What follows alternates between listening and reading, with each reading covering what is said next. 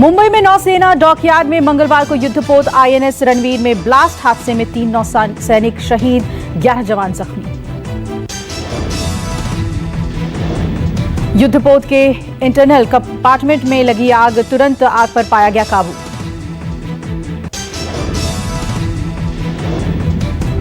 नवंबर 2021 से तटीय इलाके में ऑपरेशन तैनाती पर था आईएनएस रणवीर। जहाज के डॉकयार्ड पर लौटने के दौरान हुआ ब्लास्ट। धमाके की वजह का फिलहाल पता नहीं चल पाया है। नौसेना ने बोर्ड ऑफ इंक्वायरी बनाई।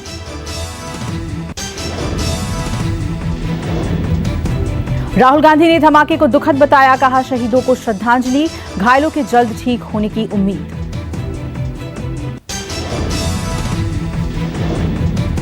यूपी, पंजाब और गोवा चुनाव को लेकर आज बीजेपी केंद्रीय चुनाव समिति की बैठक। पार्टी प्रत्याशियों के नामों पर अंतिम मुहर संभव।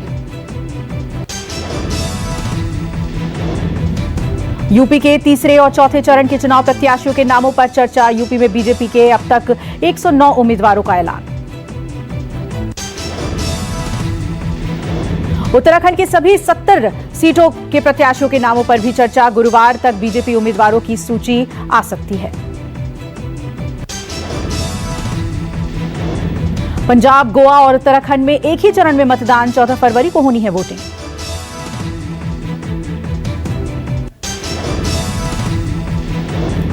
अखिलेश को आज लग सकता है बड़ा झटका। मुलायम की छोटी बहू अपर्णा यादव आज ज्वाइन कर सकती हैं BJP.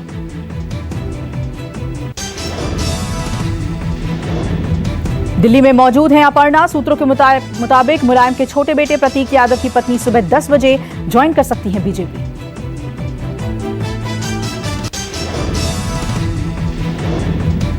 Aparna Lucknow Cantt seat से चाहती थी एसपी का टिकट। सपा अध्यक्ष और जेठ अखिलेश से जवाब न मिलने से थी आहत। अपर्णा 2017 में लखनऊ कैंट से हार गई थी चुनाव। सीएम योगी और डिप्टी सीएम मौर्य की मौजूदगी में ज्वाइन कर सकती हैं बीजेपी। लखनऊ कैंट की टिकट पर बीजेपी में भी फंसा है पेच। बीजेपी नेता रीता बहुगुणा जोशी बेटे के लिए यहीं से मांग रही हैं टिकट। मेरठ की हस्तिनापुर सीट से कांग्रेस प्रत्याशी अर्चना गौतम का प्रियंका गांधी ने किया बचाव। अर्चना के पहनावे की हो रही है टिप्पणी।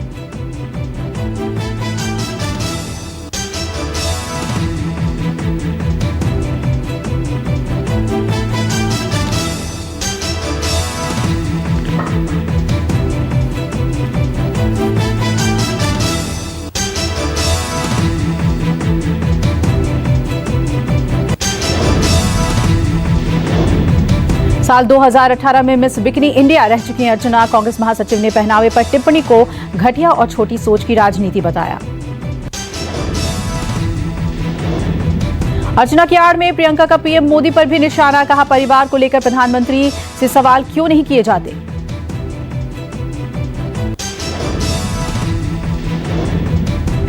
उत्तराखंड के कद्दावर नेता हरक सिंह रावत आज ज्वाइन कर सकते हैं कांग्रेस। दिल्ली में पूर्व मुख्यमंत्री हरीश रावत की मौजूदगी में दोबारा हाथ थाम सकते हैं हरक।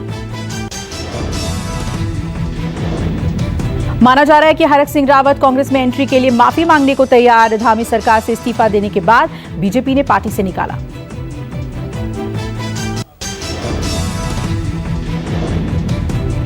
यूपी के चुनावी रण में आजम खान और उनके बेटे के उतरने पर आज फैसला। लखनऊ में वर्चुअल मीटिंग के दौरान अब्दुल्ला आजम कर सकते हैं ऐलान।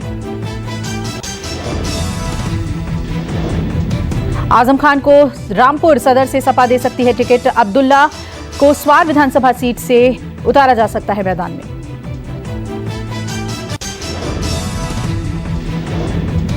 रामपुर सदर सीट से आजम खान 9 बार विधायक। सीतापुर जेल में बंद आजम फिलहाल रामपुर के से सांसद।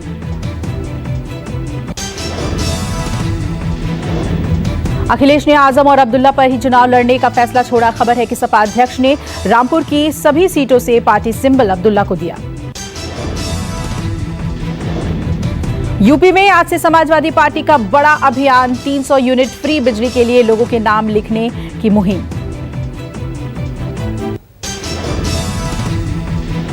सपा ने मुहिम का नाम 300 यूनिट मुफ्त पाए रखा। यूपी चुनाव में महंगी बनाम मुफ्त बिजली का मुद्दा गरमाया। सपा कार्यकर्ता घर घर जाकर मुफ्त बिजली के लिए लोगों का लिखेंगे नाम, चुनावी मौसम में एक और वादा।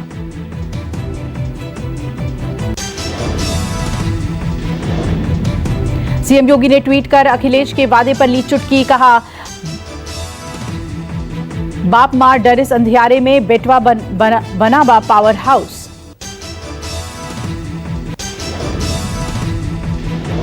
यूपी में बीजेपी ने मंगलवार को 2 और सीटों पर प्रत्याशी का ऐलान किया। फर्रुखाबाद और बरेली की एक-एक सीट के लिए प्रत्याशी घोषित।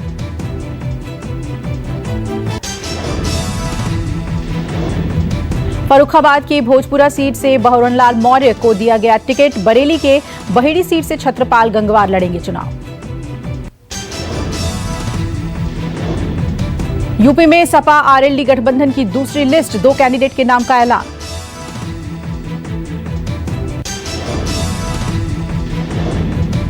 एसपी आरएलडी ने घोषित किए उम्मीदवार, मेरठ की सिवाल खास और मेरठ कैंट सीट से प्रत्याशी फाइनल।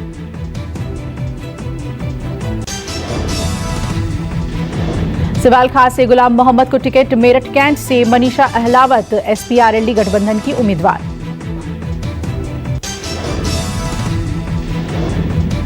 आम आदमी पार्टी की यूपी के लिए प्रत्याशियों की दूसरी लिस्ट, मंगलवार को पार्टी ने उम्मीदवारों के नाम का किया ऐलान।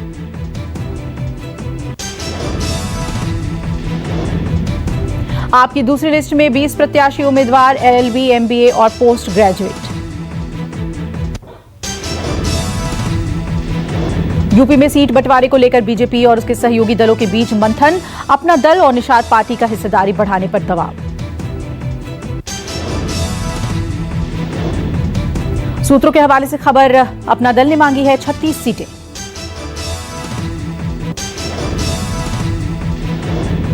दो 2017 में अनुप्रिया की पार्टी ने 11 सीटों पर उतारे थे प्रत्याशी, अपना दल एस ने जीती थी 9 सीटें।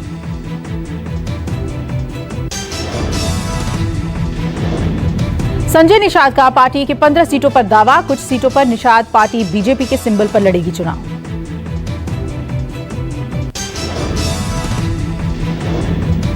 यूपी में टिकट बंटवारे पर सभी दलों में हलचल, बीजेपी में कई सिटिंग विधायकों के टिकट काटे गए।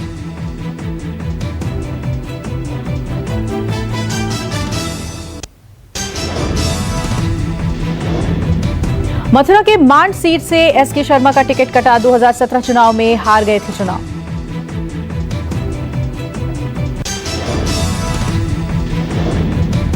टिकट कटने से कैमरे के सामने रो पड़े एसके शर्मा, शीर्ष नेतृत्व पर लगाए गंभीर आरोप।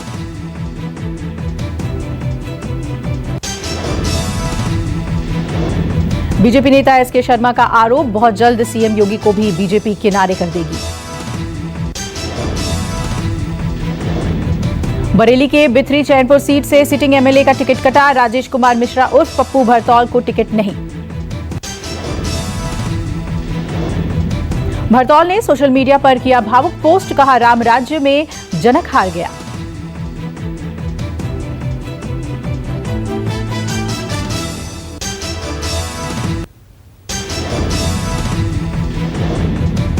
यूपी में भीम आर्मी अपने दम पर चुनाव लड़ेगी, चंद्रशेखर आजाद ने मंगलवार को 33 प्रत्याशियों का ऐलान किया।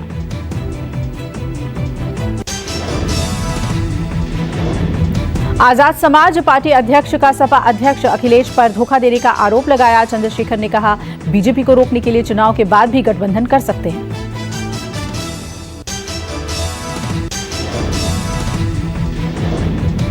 आम आदमी पार्टी आज गोवा के मुख्यमंत्री चेहरे का ऐलान करेगी। Delhi CM Kejriwal press conference के दौरान पार्टी के मुख्यमंत्री उम्मीदवार की घोषणा करेंगे। गोवा विधानसभा चुनाव को लेकर कांग्रेस ने घोषित किए नाम, 11 प्रत्याशियों का ऐलान किया।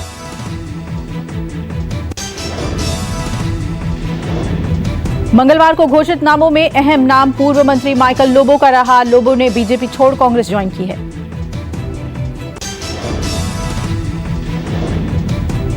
माइकल लोबो को कलानगुटे से कैंडिडेट बनाया गया। नोवेम से एलेक्सियो सिक्वेरिया और वेलिम सीट से सोवियो डी सिल्वा को उम्मीदवार बनाया गया। गोवा में कांग्रेस ने जारी की 4 लिस्ट, अब तक 24 प्रत्याशियों के नाम किए घोषित।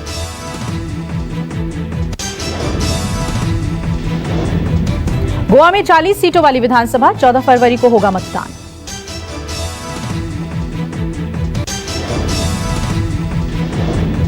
गोवा चुनाव के लिए टीएमसी की पहली लिस्ट, 11 प्रत्याशियों के नाम घोषित।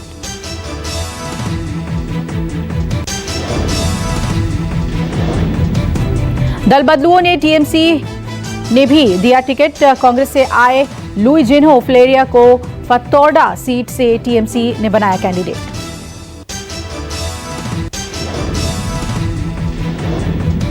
गोवा के पूर्व मुख्यमंत्री चर्चिल अलेमाओ बेनालिम से टीएमसी कैंडिडेट, उनकी बेटी वलांका को नवेलिम से मिला टिकट।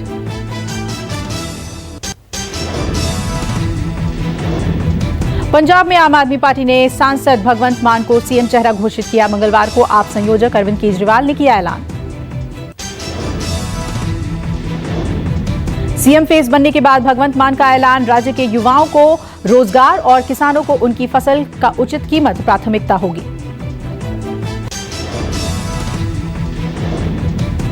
भगवंत मान के सीएम फेस बनने पर बीजेपी और कांग्रेस का तंज, पार्टियों ने मान का एक पुराना वीडियो शेयर किया। बीजेपी और कांग्रेस का कटाक्ष, क्या केजरीवाल दिल्ली को नशा युक्त करने के बाद पंजाब को नशा युक्त करेंगे?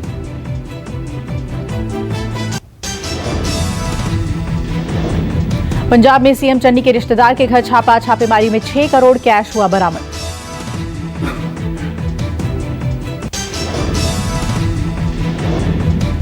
मुख्यमंत्री के साले भूपेंद्र सिंह हनी के घर से ईडी ने बरामद किए 4 करोड़, संदीप कपूर के घर से 2 करोड़ कैश मिला। 2018 के अवैध रेत खनन मामले में ईडी के छापे पड़े, लुधियाना से चंडीगढ़ तक 10 ठिकानों पर ईडी की रेड।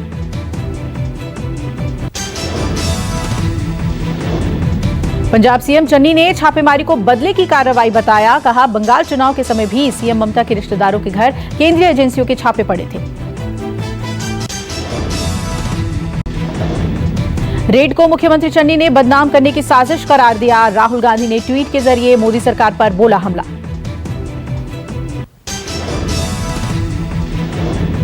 राहुल का बीजेपी पर वार, ईडी ने रेड करवाना बीजेपी का पसंदीदा हथियार है।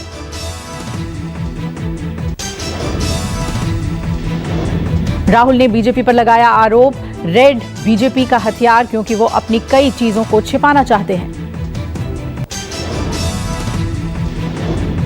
राहुल ने बीजेपी से कहा, हर कोई आपकी तरह नहीं है, हमें कोई डर नहीं।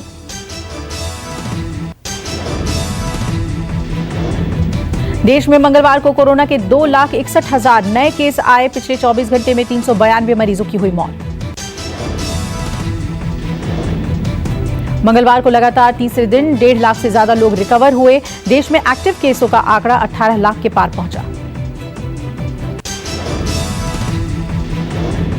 दिल्ली मुंबई में लगातार तीसरे दिन संक्रमण की रफ्तार कम रही। दिल्ली में 11,684 और मुंबई में 6,149 नए मरीज मिले। दिल्ली में पिछले 24 घंटे में 36 मरीजों ने दम तोड़ा। मुंबई में 7 लोगों की गई जान। राजधानी दिल्ली में पॉजिटिविटी रेट घटी, 22% पर पॉजिटिविटी रेट।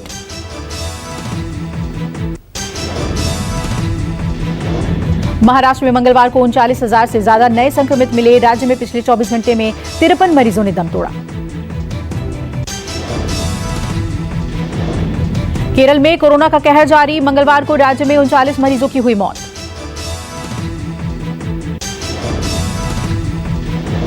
असम में 16 लोगों की हुई मौत, 8,000 से ज्यादा नए केस दर्ज किए गए।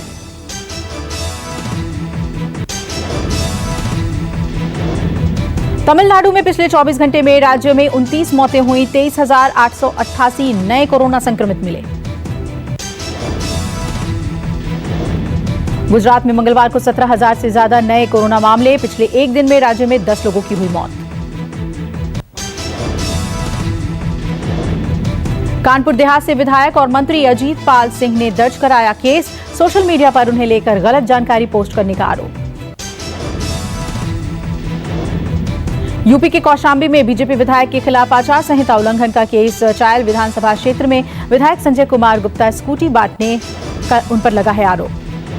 बीजेपी विधायक पर 40 लड़कियों को स्कूटी देने का आरोप लगा है। कार्यक्रम में कोविड प्रोटोकॉल को भी तोड़ने का आरोप।